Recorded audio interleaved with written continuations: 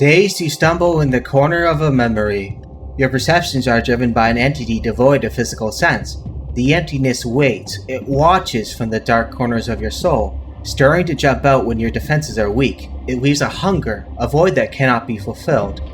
Although you have tread many paths across the plains, this new threat is all too idle. It is intelligent yet silent. It is a pain felt only through the echo of some grim reminiscence. The celestial void has devised ominous plans for you, some cosmic joke you do not have the instruments to hear, and the stars look down at your unfortunate fate. As you awake to coldness and unfamiliarity, you will not find kinship and warmth in this world, only bitter prejudice of those long bound by oath, the cold malice of awakened and restless spirits. What lies before you is the knowledge that you are doomed to suffer yet another trial, an existential gift you did not ask to be bestowed. Your dreams are but silenced echoes in the raging abyss.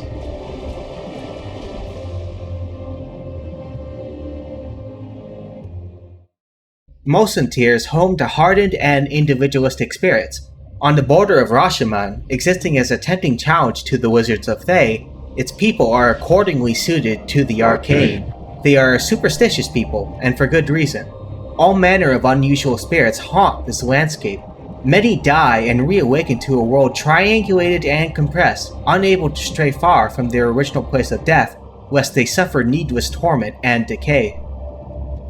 On the periphery of Mosantir, we find ourselves disoriented and newly plucked from a realm of darkness and shadow. As the player character awakens in a visual reference to the Traeus core from Knights of the Old Republic 2, a questionable red wizard comes to our aid. Knowing exactly where to find us, and perhaps what we have become, yet finding herself short on forthright answers. We can hear the distant past, should we listen to it, even by touching the runes surrounding us. After leveling up to a nearly divine state in the Dungeons & Dragons 3.5 rule system, we are immediately confronted with strange rituals and omnipresent hints of the hunger lurking within our souls. Sophia portrays immediate symptoms of dissociative identity disorder.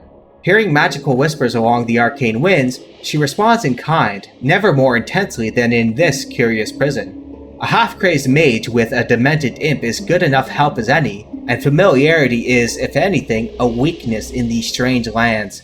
At times, Sophia suffers these attacks when she is in immediate danger, and here the dead do not lie still. It is here that we first meet Oku. Titled the Bear God, he is honor-bound to a distant memory. He has sworn to protect the world from the evil stalking your shadows, and it matters not what mask it wears this time. Personhood is taken as prior to substance in this world. People are routinely crushed by the danger they represent, not who they intend to be. We are forced into a deadly confrontation. Our unknown sins harbor fear and doubt. Defeating the Bear God in his weakened state, the overworld takes shape. What awaits? A harsh and unwelcoming land that has already learned to fear and hate us. After we enter the city gates, the Bear God lays siege to Mosantir. Gathered with him is an army of loyal spirits. He will not rest until we are cast aside. Only due to our encounter with Red Wizards, using Sophia as our guide, did the witch Magocracy grant us asylum. Having pierced the arcane veil of light, we confirm a long-standing myth about Mosantir. It resides between shadow worlds and harbors dark secrets indeed. Chasing murderous wizards of Thay, who have orchestrated a coup against Sophia's mother and assistant, we get our first Torment-esque look into our fatal situation. A dialogue box reminiscent of Planescape Torment pops up as we relive a surgical operation performed on the player character in secrecy and haste. Answers are scarce, as is natural, but we know that the primary campaign ended in obscurity and bitterness. Our old companions are implied to be dead, and the world hates and fears us. So be it. We must accept even the darkest fates to defy the tyrannous stars. Liana, the first mask we have dispelled, though we do not know it yet, lies dead, and so with it does Sophia's North Star. Lacking a mentor, we are called to rely on our own muscle and skill. Suspicion and consternation clouding our footsteps, we are given a slight reprieve. Our involvement in opposing the Red Wizard plot blunts the witch's righteous fury. We may recruit Catelyn the Dove as her sisters fear the worst in her studies of shadow and myth, or Gon, one of the few criminals inhabiting the city's rudimentary jails. Echoing Knights of the Old Republic 2, We find assistance from the destroyed, the used, and the damned, those who possess noblesse of spirit, who have been defiled by circumstance and chance. Gone is a charming hagspawn weaving words ably to mask uncertainty and fear. His essence precedes existence. His crime is the passive ability to walk dreams and, by proxy, read mortal minds. Gone favorably responds to charm and wit. Banter soothes his undefined and insecure soul. Just as well, we do not need perfect beings. Here reigns survival of the most interesting. As we shall later see, Gone has lived a lifetime of strengthening lies. His past is brighter than he could ever believe, but this misperception left him well maladjusted. For now he carries the weight of two worlds, walking through dreams while his physical vessel, his nervous system, feels the greatest strain. Catelyn is a dead heretic with no storm left to weather, afraid to admit that her new god can't sustain her spirit. Having left Kalimvor, the reigning god of death, in her heart burns an eternal crusade against the wall of the faithless, a special hell reserved for those who do not adhere to any deity. Catelyn could no longer serve the excessively despondent Kalimvor, as his priests blithely comfort the dead and dying, soothing their fears with a glyphic shroud of glorified lies. As we journey across this fractured and bleeding world, we will find hints of her utter centrality to present-day events. For now, it is enough to notice that she praises heroes in names long forgotten. Her battle cries give way to her true nature. She resides in the shadow of Mulsantir, an unyielding reflection of the Death Temple, when it was once built for Merkel. The naked eye displays a center of worship toward Kalimvor, but here in this land of shadow, the past echoes defiantly. Enlisting the aid of those who cringe at senseless cruelty, our steps are haunted by judgment and ignorance. The mood temperature reaches a boiling point, and holy spirits await to effect their wrath. Mulsantir thus participates in the cold consecration that keeps the demiurge extended and fed, to bring wrath upon ourselves with mutual carelessness and sanctified superstition. A stranger who has offended some ancient deity is quickly shunned and mistrusted. So deep does prejudice run. From betrayal amounts sorrow, and the only way out is through.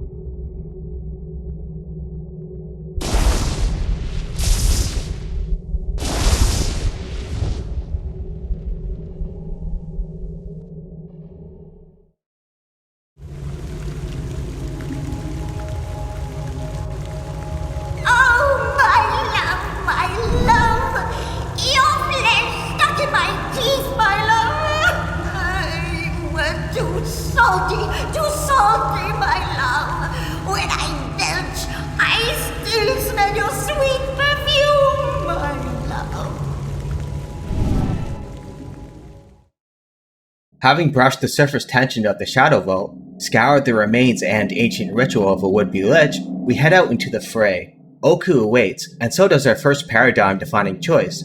Upon defeating his sizable spirit army, Oku, sustained by belief, to slay his companions is to make him vulnerable. We can either resist the Spirit Eater or feed it. Picking either choice determines your array of available companions and may upend mysterious ingredients for you to create surprisingly overpowered gear. Should you choose to spare Oku, he will pledge loyalty to you, an all too familiar pledge, for he already served the previous Spirit Eater. The Atreus core reference we enjoyed early in the game was a self-constructed tomb of one who bore this curse. Having failed to find a cure, he murdered himself and rested where few could tread. Oku guarded the grave as an internal watchman. The Spirit Eater jumps from victim to victim, feeding on souls, on life itself, until it has exhausted its host and thus wears a new devourer. One name thereby echoes throughout the story, Akachi, the Betrayer. A jaded priest of Merkel, Akachi embarked on a Hellenic quest to destroy the wall and free his impious and faithless lover from its all-consuming torment. This fury across the plains ended in bitter failure, and the Spirit Eater is all that remained. Fragments of Akachi's will can be found throughout critical dreamscapes, and it is through materializing these broken fragments that we may construct the mask of the Betrayer. Amidst our journey toward constructing the mask, an optional objective that will tie into your ultimate ending, we confront a considerable series of metaphors toward this end. If one were to create a word cloud from the dialogue files, mask would appear quite visibly. Characters express their values, profession, social station, and life diachronic with this concept. We thereby understand the lineage traced through Planescape Torment, Knights of the Old Republic 2, and Mask of the Betrayer. Owing to the game's title, everyone participates in constant fates and small betrayals. Regarding the Spirit Eater, our player character, one proposition is univocal. The mask, the personality may change, but the substance stays the same. Everything about you implies deception, a persona to make some dark nature palatable, to lower mortal defenses and strike at them when they are vulnerable. It is here that many as one comes into thematic play. The alternative to preserving Oku is quite naturally devouring his soul. Doing so will unlock a gently hidden path. Located in the Shadow Vault behind a malady of restless spirits yelling contradictory requests, an old father figure represents the one governing many. But should you consume his soul, the child is brought forth, asking for its freedom upon an ominous tone. Granting this request will spiral many as one into existence, a creature of pure malevolence yet childlike innocence within that championed evil. Many as one carries a schizophrenic nature, newly able to unlock other primary voices as the journey progresses. Every mask this creature can wear reflects the past visages in your head. The Mask of the Betrayer is constructed from a child, an old man, and a woman. Many as one delineates the same trajectory. Mask of the Betrayer makes considerate use of its exotic environmental design to flesh out these evolving concepts. Borrowing heavily from Planescape Torment, where the journey alters available gameplay mechanics, everything you do, reflected in your character build itself, is tied to your values. It is not world-defining choices that matter, it is about clothing yourself with their symbolism. Game world reactivity services to line fashion items on your character sheet, not hype the player's cosmic importance. And so we segue into Ashenwood, a once thriving and naive woodland, now all too familiar with Akachi's legacy. It has been devoured again and again. All that remains is a trembling spirit, transparent and adjacent to the glistening void. You are instinctively called to this location, like many spirit eaters before you. We may repeat that process or breathe new life into the land. A torrent of exquisite agony surrounds us. The Burning Man, a criminal condemned to burn forever for his past transgressions against the forest, is one testament to this. Initially coded for some quote-unquote evil playthrough, his tale is instead tragic and sympathetic. To reject his poisoned words seems like spiritual defeat. We find a similar thematic resonance with a winter hag who lives in the northeast, buried underneath the only semblance of seasonal ice in this bruised and beating land. Two curious spirits, camped underneath a sacred tree, want to bring this hag to ostensible justice. Yet what does that entail? Suffering and punishment. Regulated vengeance clouds the concept. Despite the Dungeons & Dragons alignment system shifting heavily toward good and evil patterns, true to their nature, Obsidian bends around these limitations. Their graceful ability to implement binary mechanical systems, yet right around them is a starkly contrastive aesthetic that lingers with the player. We get the sense that nominal justice trumps compassion and, in the end, substantive justice. Ritual and regularity have displaced empathetically engaged morality. The planes turn, and justice does not drive them. Ashenwood wears familiar tropes of green woodlands being poisoned for the sins of moral deeds like a well-tailored glove. Amidst this place of blemish and beauty, there are no limits to power. Whether we manifest ascetic endurance or predatory indulgence, the Spirit Eater may test themselves on this sacred ground. Each primary choice to deal with the Green Man, the residue forest spirit coextensive with its general life, shapes the campaign to come and affects various side quests therein. To reach the apex of life is to walk in a vale of tears, and how much littered suffering paves the way. As the wheel turns, our journey defines outraged conversational standstills. Catelyn the Dove feeds us the knowledge that she led the Second Crusade against the Wall of the Faithless. Her interest in the Betrayer's Gate was no accident. She has the zealotry of a true revolutionary. Wrapped into a mold defined by Mount Celestia, she chafes against an all-too-familiar strain, those who believe that youthful fire must be tamed by learning the rules and regulations. Betrayed and preserved by her grandfather, the Second Crusade ended the second it began. Kalimvor thus learned of her intentions and settled for tame retribution. to be cast out and exiled, a fallen angel. Her wings have been clipped, but steadfast she remains, a mortal challenge to all who cloak immorality under the guise of piety.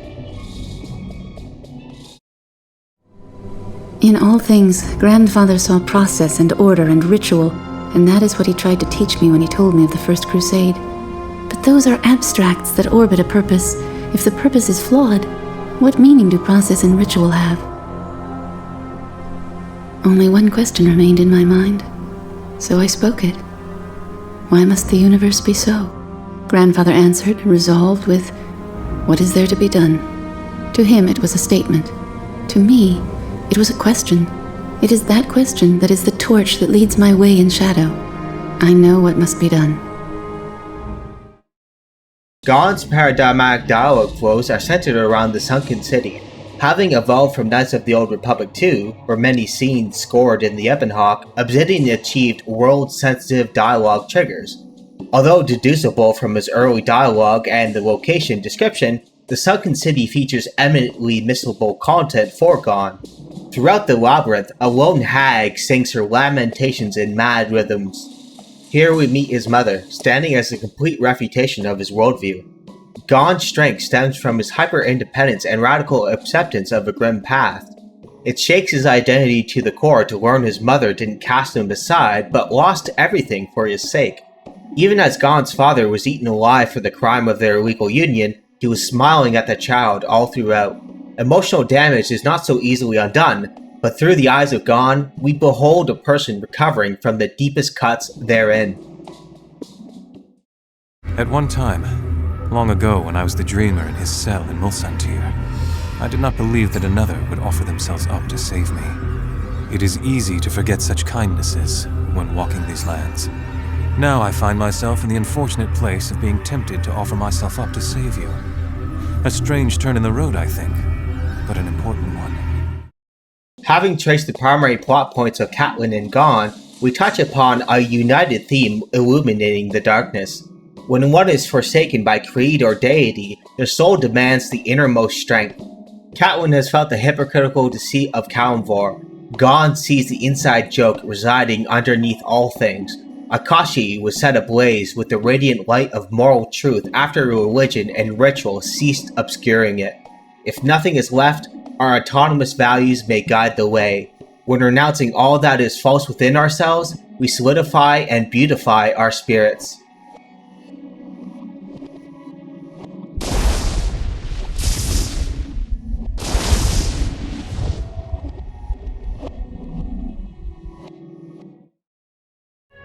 When you go before Kalimvor, little dove, see what he says to your reasons and your appeals.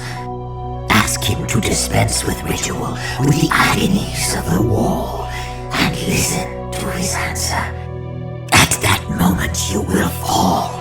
You will know that the planes turn, and justice does not drive them. The sunken city also hosts the Coven, who are dislocated by shadow. Lake Mulsantir is glistening and desolate, serving as a bridge to strange lands, hosting nothing but monsters by daylight. The Spirit Eater curse makes it risky to rest there. The soft permadeath feature impresses itself on the player, lowering your stats and causing death should you fail to feed or starve your hunger in the right ways. But such is the life Akachi defined for us. The Coven keep all would-be guests in limbo. Moving through the queue either by diplomacy or force, the Coven do not willingly grant us audience. Attempting to bury us within the bowels of the earth, we cut a violent path toward their dreaming collectivity. The Coven trade in secrets obtained by dreams, images and memories long forgotten to time. They share consciousness when in slumber, observing mortal dreams and sharing their secrets with only a chosen few. Here we see the mirror images of Lyanna and Nephris, Red Wizards known to Sophia in suspicious ways, confront the Coven for an answer to the Spirit Eater curse. This encounter did not escape their dreams. As such, we receive this reconstruction as our revelation. Akachi's curse was ultimately spawned by the dead god, Merkel, and he alone would know how to vacate its emptiness. As with Ashenwood and many other scattered encounters in the game, we may find moral and not just primal causes to exercise our hunger. The Coven are a wondrous bank of endless knowledge, that is true, but infinite will be the crimes they commit to maintain their power and secrets. Already, in the sunken city, we have encountered their unfortunate victims. From Gon's exiled and imprisoned mother to the Dreamer, an old woman imprisoned in her mind's eye for eternity. To feed your dark instinct is to move the wheels of justice over these unaccountable tyrants. Gon himself is all too tempted by the same vengeance. The future reveals itself, defining a distinct plane friendly to mortal vision. We must assault the Red Wizards of Thay. Fortunately, we have unlocked a golem in the Shadow Vale, who can construct a portal to this decadent and oppressive nation.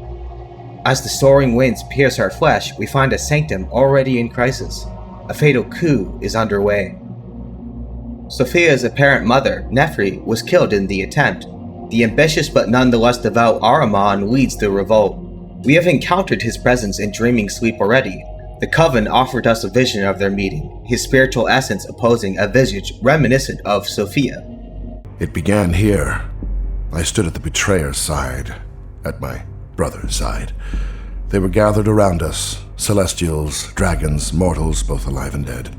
Did the room expand to hold such a host, or is my memory too small?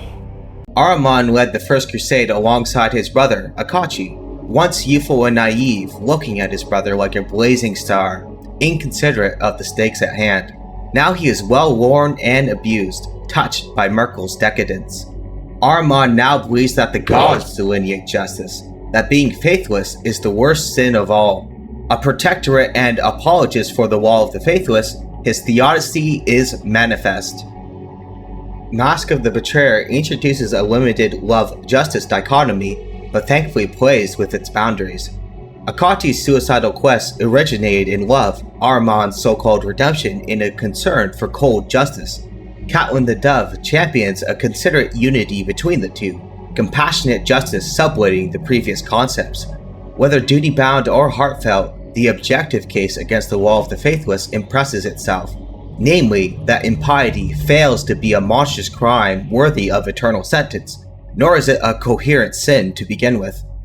Recalling familiar problems of hell and problems of evil vis-a-vis Christian theology, the concept is retrofitted into a more paganistic context. This is, of course, appropriate.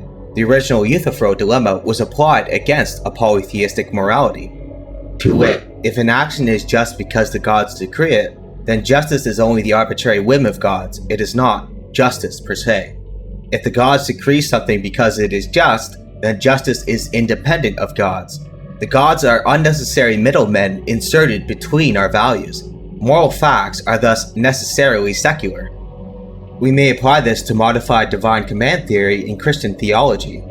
Under modified divine command theory, God's commands flow from his necessary nature. As such, it avoids the arbitrariness objection. God's commands result from regular properties of himself. Yet this grants a secular victory as well. It admits that metaphysical necessity, not God, is the real driver of moral facts. As such, impiety toward divine commands is a redundant virtue. There's only irreducible right and wrong. Whether we address a polytheistic or monotheistic pantheon, it is clear that axiological realism is irrelevant to their existence. Such an analysis should inform our upcoming crusade. Ahriman digs his heels in, declaring that some actions are simply wrong. If he were to analyze moral metaphysics, he would realize that moral propositions transcend divinity. Ahriman's strong declaration fails to redeem the Wall of the Faithless. It only creates material with which to condemn it. Yes, some actions are just wrong, without qualification. That includes building a hell reserved only for the faithless and spiritually independent. Solving various puzzles and rituals throughout the Academy will transport us to Merkel. The dead god champions an ironic and whimsical approach to the world. Pressing his moral nihilism against the sustained endeavor of Catelyn, he whispers poisoned words of fear. Yet within that nihilism is glistening moral clarity, for he distinguishes between justice on the one hand and ritual or piety on the other. Acting as a morality critic who replaces karma with irony and amusement, he serves only to delineate justice and its boundary. Merkel will have choice words for our many companions, particularly the Dove, mirroring Ravel and Kreia from Planescape Torment and Knights of the Old Republic 2. Our burning thirst is quenched with the goblet words of a dying god of death, an existential irony mirroring our own. As we walk the plains, ignorant of our true nature, we feed Merkel and sustain his existence. We can press him on this with an insight wisdom check. Akachi's legacy has been twisted to serve the god he sacrificed everything to dismantle. His nearly empty soul contains only his rage and vengeance, hence the curse. The Spirit Eater jumps from victim to victim, often catching impious people who care nothing for Merkel or divine retribution. This ignorance creates an unholy blessing, a dark sacrament wearing the guise of blind power. As the conversation dies, we are presented with an all too familiar decision. Should you have consistently fed your appetite rather than suppressing it with sheer willpower, you may devour Merkel's fading essence. He is weakened here, sustained only by the faint cruelty and fear he has unleashed on the universe. Quite interestingly, if you resisted the primal urge consistently, you will unlock the Eternal Rest ability, thus banishing Merkel's darkness forever. Should you allow Many as One to devour Merkel, Many as One will become possessed by the dead god, leading to an optional fight to banish his spirit from the many. Many as One is truly aimless in their pursuit of cruelty and retribution, a sadism that knows no will or limit. Strangely innocent in their love of evil, no wonder they provide such a perfect vessel. They are already the naive silhouette of Merkel.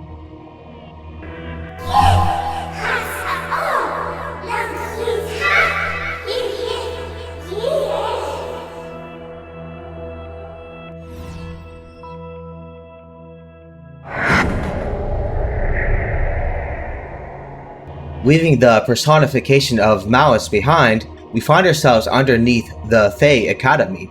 It was long rumored that the founder, who wears that same title, is still alive and maintains a secret base of operations.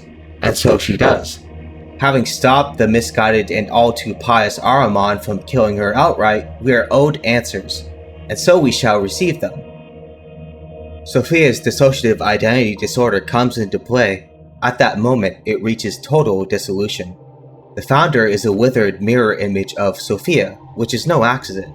It is revealed that Liana, Nephris, and the founder all participate in the same essence.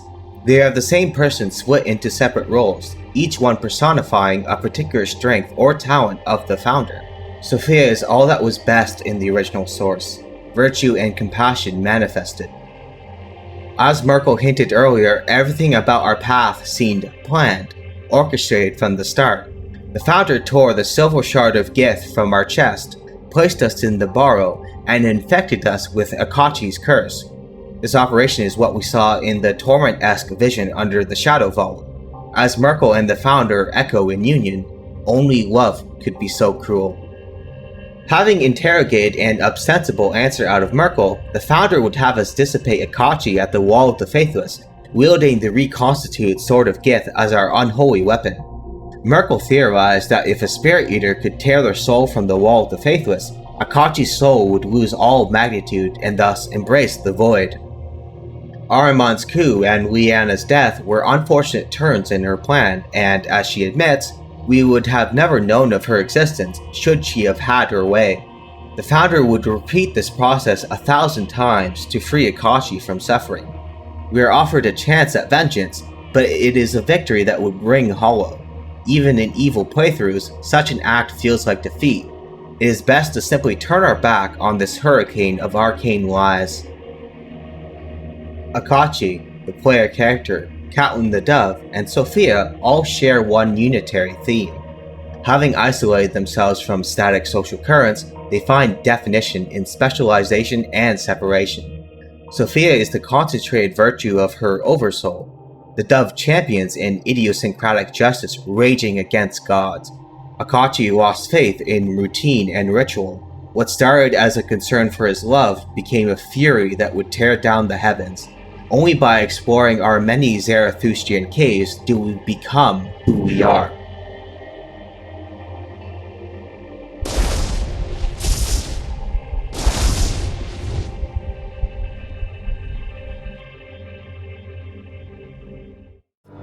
I warn you, Spirit Eater, by your very existence, you have declared war upon the plains. Gods shall hound your steps. You shall know no peace. So begins the Third Crusade. We find ourselves in the Fugue Plane, a place of isolation exfoliating souls against its cosmic winds. The City of Judgment stands before our cast, and the Wall of the Faithless awaits. It was long rumored that Akachi's generals survived the First Crusade, and would reunite should Akachi return. Our Dark Hunger represents a good enough substitute. Ramak is one such curious creature. Having achieved an ominous pact with Akachi, his forces and personal power are lent to us on one condition. He seeks the knowledge required to ascend to divinity, and such texts lie within the City of Judgment.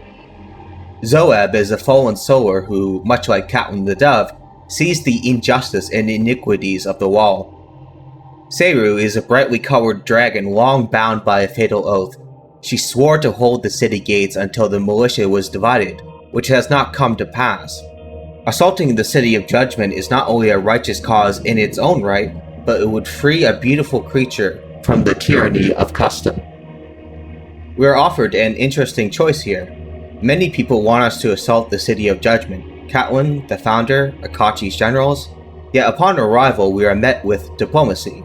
Should we stop the Third Crusade in its infancy, we can hope for some audience with Kalimvor or a chance to save our souls. The enemies we meet are no less than Akachi's previous lieutenants, who suffered a grim fate after their failure. Their charge is that the Righteous Crusade brought nothing but suffering, and the Third Crusade shows no sign of difference. Gone quietly echoes a similar sentiment, asking if we must truly repeat this scheme of death and desperation. As with many things in Mask of the Betrayer, certain choices feel sanctified. Everything else is but a fleeting possibility. We are granted a non-linear network to commit 3 primary assaults against the city, or to defend it, should we have chosen a lower betrayal and injustice. One question remains pressing and disturbing. Why hasn't Kalimvor himself intervened? He would have the power to stop this at a moment's notice. It seems that we have piqued his interest.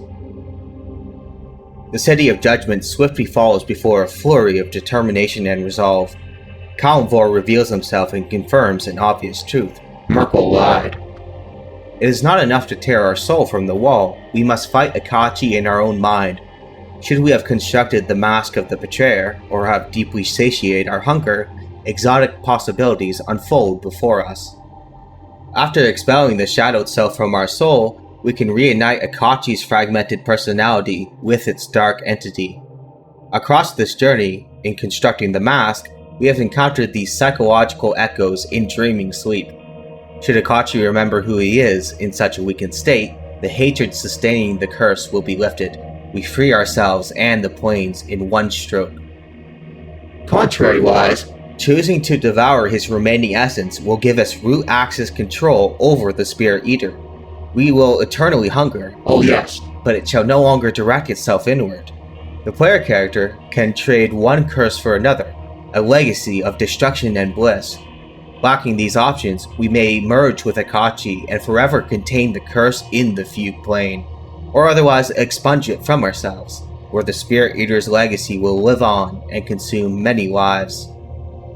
The so-deemed evil ending, overcoming the curse by embracing it, delivers a triumphant and satisfying tone. All other options feel like submission and compromise. Kalimvor is, after all, still above us in power. He will not permit us to destroy the wall. He tolerated our assault because we may yet resolve the Spirit Eater curse. Catelyn chastises the present god of the dead for his complacency. His only defense is that he's seen what happens when mortals turn away from the gods, that the wall prevents a network of greater evils. Such a response rings hollow.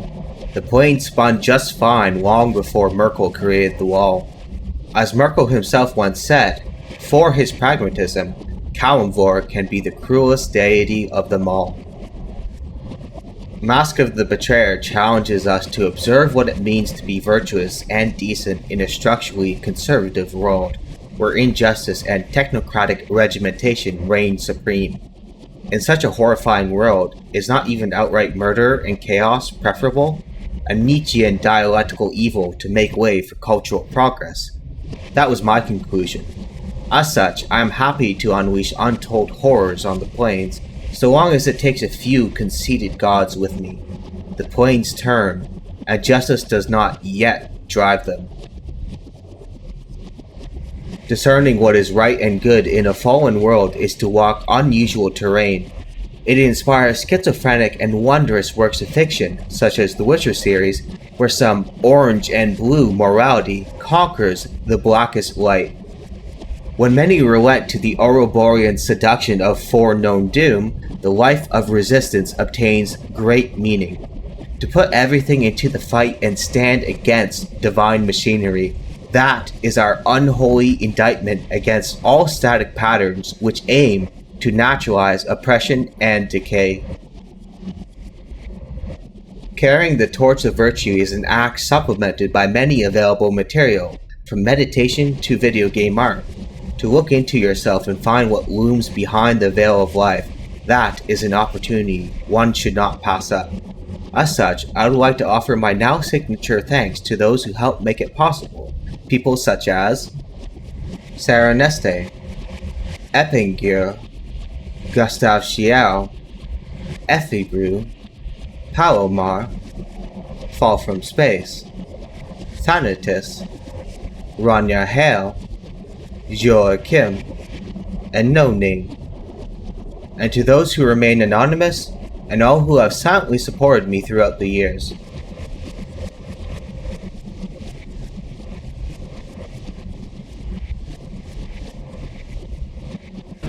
Every one of your decisions brought further devastation. Each choice you made led to greater evil. How did you feel when your elven friends set fire to Vizima and slaughtered Dwan? Stop. Do not deny it, Witcher. You are my greatest champion, a perfect means of destruction. Wherever you walk, death and chaos follow. Now, as it was years ago, accept it. Do not fight it. Give up to me yet another man you destroyed.